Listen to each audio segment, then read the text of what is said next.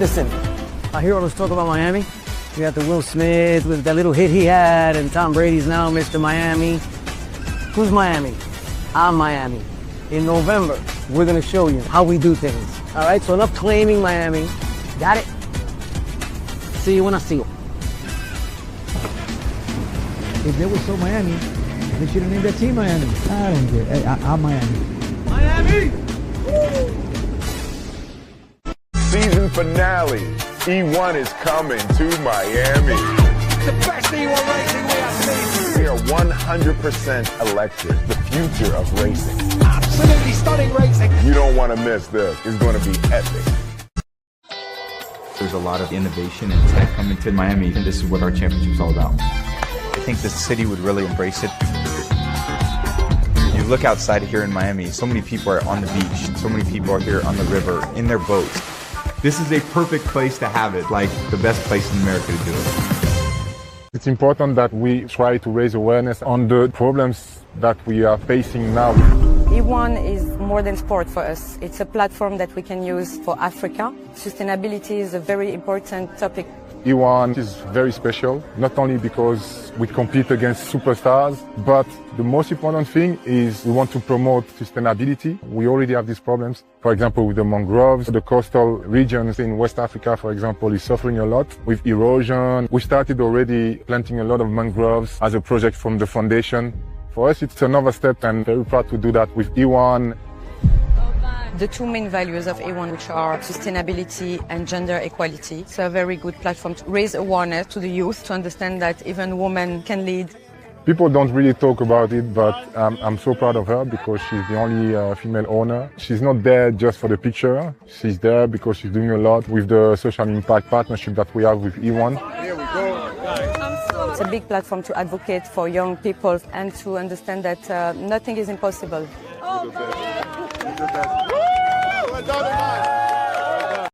One mistake makes you lose a lot. I felt like I didn't have a place in the world.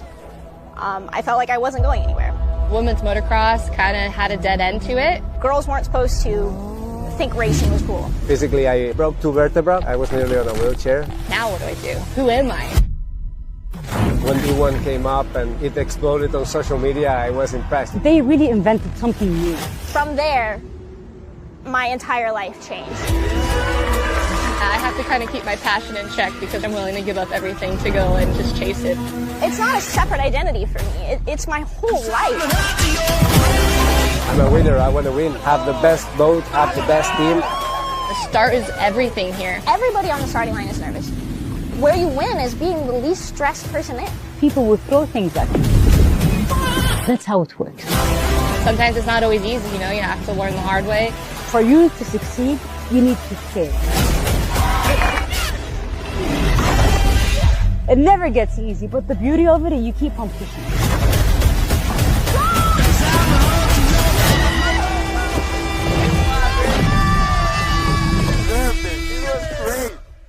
I'm so happy.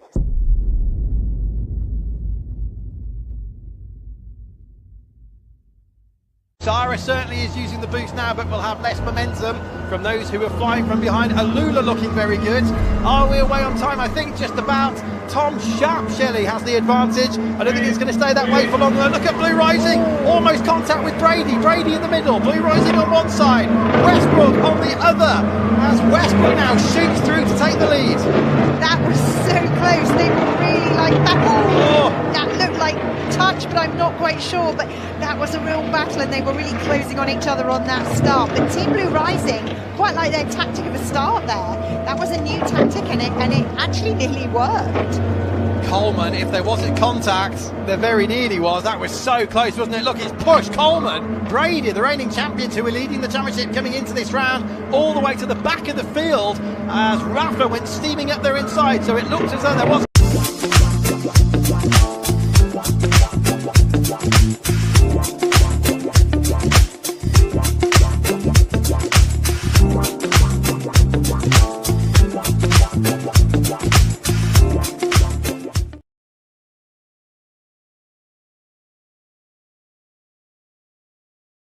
For being here.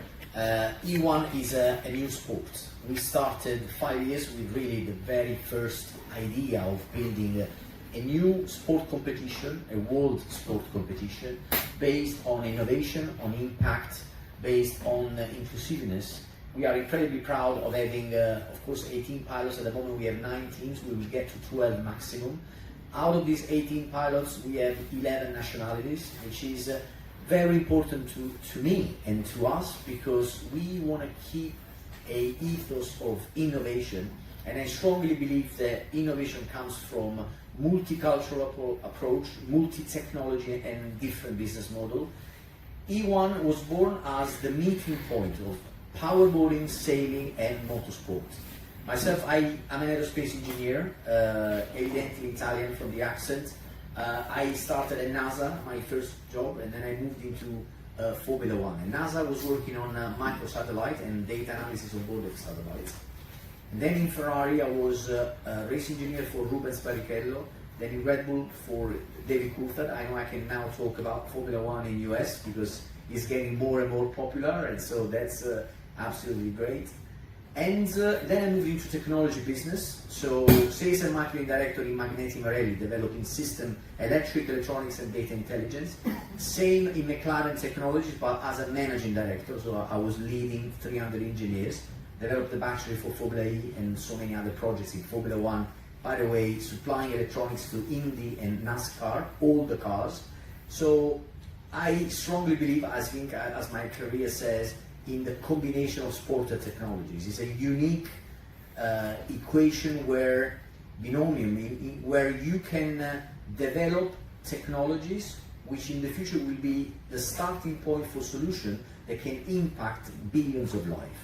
But of course, we are a sport, and sport needs to come with inspiration and values. How do we translate this into our proposition? We have celebrities. Actually, I don't like to call them celebrities. I like to call them talents. Because celebrity looks like, you know, a bit like, I mean, no disrespect, but influencers and, you know, these kind of marketing tools. Our guys are incredible people. They've been the best in whatever they're doing, and they inspire their teams, but not only, also our fans in pushing the boundaries, exactly all the best value that the sport can translate. And of course, we have them as again, for inspiring also the younger generation to get closer to technology, engineering, science, mathematics, because there is so much to do. Tomorrow we go and speak to 100 kids here in the school. There is just a side where we are. It's always the most difficult speeches for me, because I need to translate back into, let's say, a more easy language. But for us it's very important, you know, because even if only one of those kids will become engineer or technology guy or whatever, he will contribute to the immense challenges that the planet has and opportunities for improving efficiency. There is definitely a need. We absolutely recognize that there is a need, and again, we want to keep pushing forward these values and develop our championship more and more into a global platform. Just to finish, we started season 1 last year, 5 races in 2 continents. This year, 7 races in 4 continents. We are a global sport. We want to be in every continent. We will keep growing the calendar. There is an incredible level of interest we're so proud of. And of course, this is also thanks to these great athletes that are coming from also different sports. Jet ski, sailing, powerboarding, motorsport, and so on. I don't want to forget anybody. But this helps a lot. You know, for example, our start is like a sailing start with a countdown. And all this allows to be innovative and also be unpredictable. We've been studying a lot all the rules, and again, another big pride that we have is that this finale in Miami will see, out of the 9 teams, 4 teams who are capable to become the World Championship this year. So it's not over yet. It's not like after the first corner, you know already how it's going to end up. No mentioning. So we really work towards this values, because again, the sport needs to be compelling, needs to be exciting, to then deliver in the background all the important messages and purpose that we really believe in. Thank you for listening.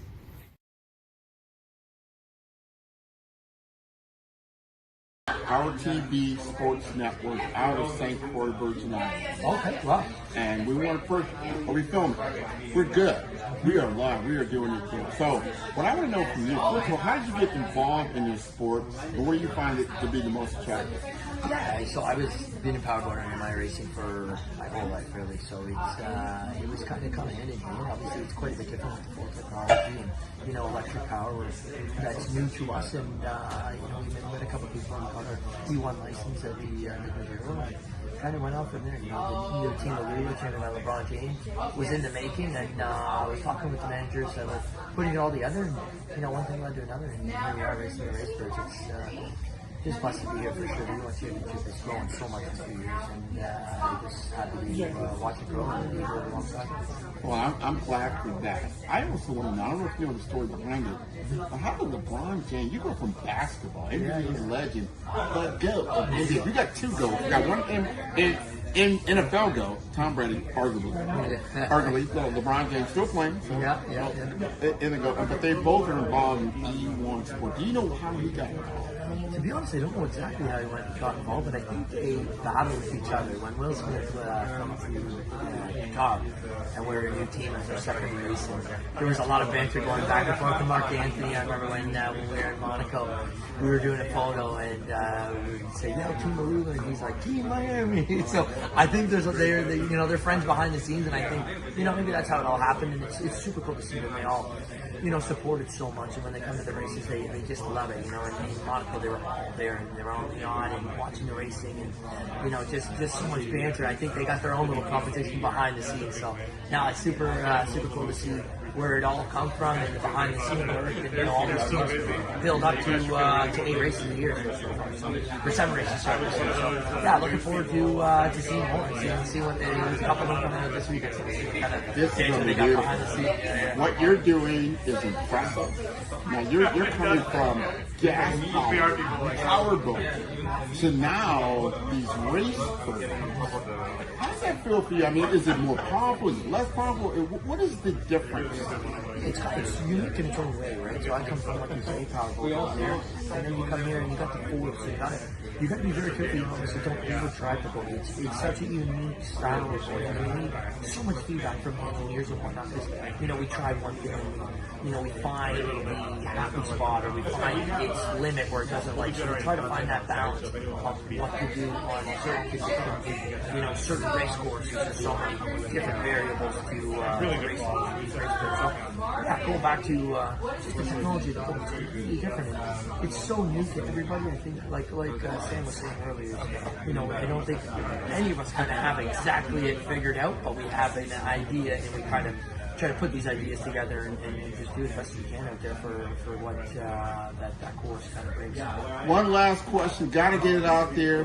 How are you going to get this championship?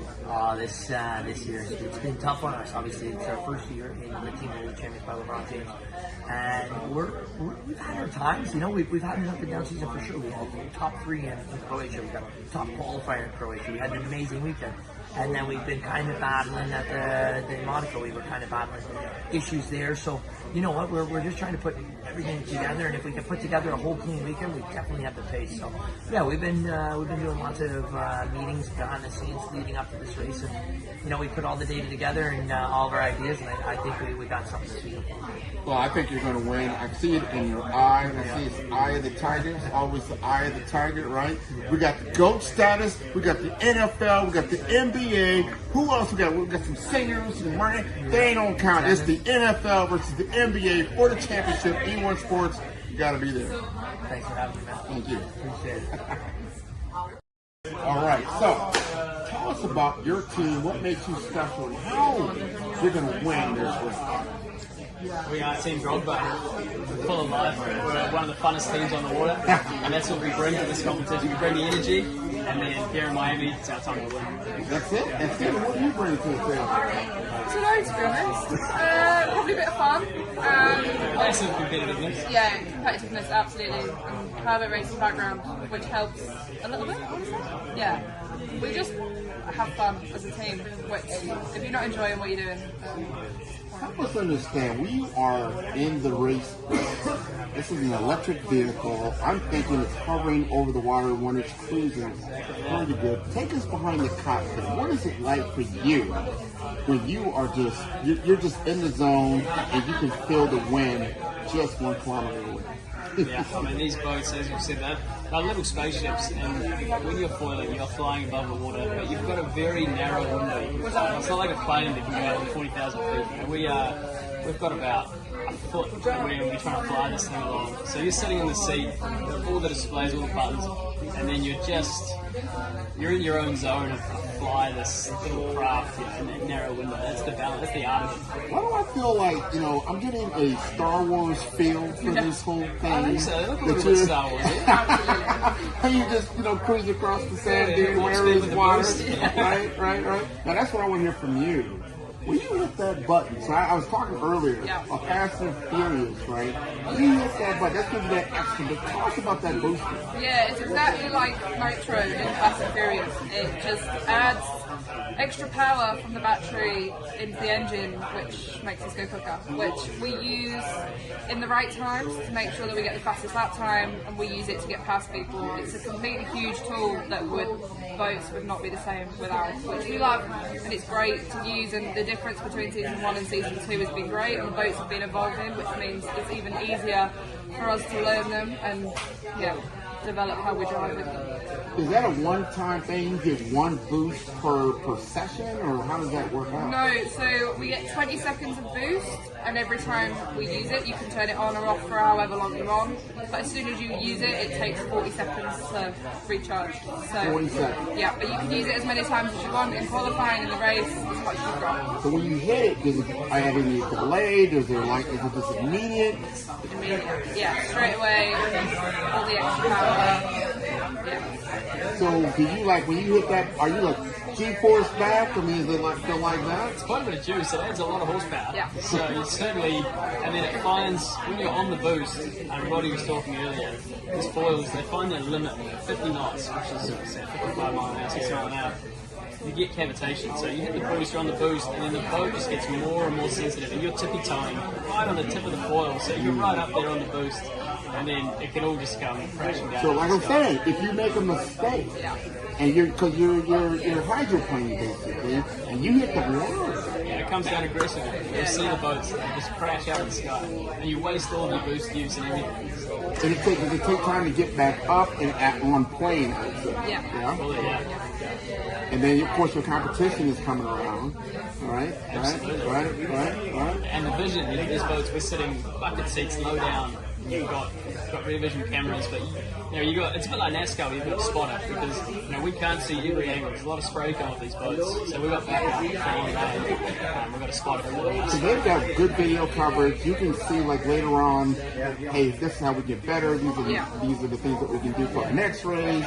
I see something in what we've been doing, our methodology. We can change and tweak because it's a 2-day type of competition. Exactly, and as Sam was saying, all the different backgrounds, motor racing, powerboating, sailing, all bring different methodologies to how they debrief and how they feed back video and how they analyze data. So there's so much learning that goes on in a team and amongst other teams around the best way to do it. Well, I have nothing but the best for both of you. I feel the energy. Whoever's out there, these other teams out there, you got to watch out for your team, what you're doing. I saw your boat over there. It looks boss.